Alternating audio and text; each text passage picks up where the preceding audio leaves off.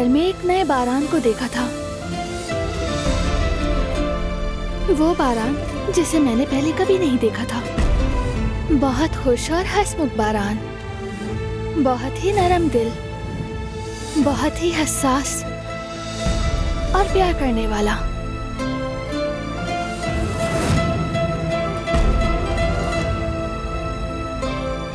इसने कहा था ना कि मैं होटल में काम करता हूँ। सब झूठ है। मैंने होटल में फोन किया, उन्होंने कहा कि ऐसा कोई बंदा नहीं है।